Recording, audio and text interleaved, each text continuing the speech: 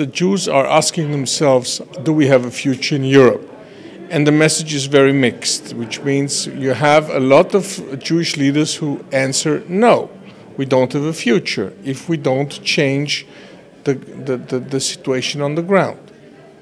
Can the situation be changed? What could you tell us about what is being done with the communities on the field? One of the key issues is that we are dramatically increasing security and crisis management capacities of the communities. We're investing substantially in protection of our own communities. And we say, if the communities cannot ensure that the daily life can go on in the communities, there won't be any communities left. And this is where we are really putting our efforts into. The number one issue is the Jews have to be able to live in Europe without fear and without constant harassment by either antisemites or terrorists or whatever. So can it be changed? Yes. Will it be changed? I'm not sure.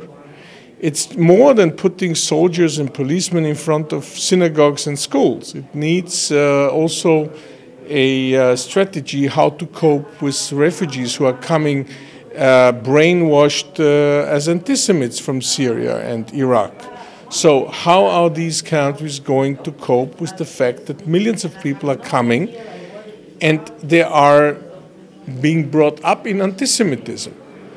And asking Mrs. Merkel and Chancellor Faymann and others, do you have a plan how to integrate them?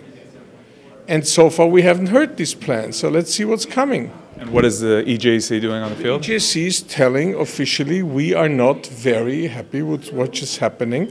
We are also children of refugees. We understand we have to be human and we help refugees, but don't forget they are not coming from our neighboring countries, they are coming from Syria and Iraq, which means according to law, when they are coming to our countries, they are already past 6 or 7 countries where they could have stayed.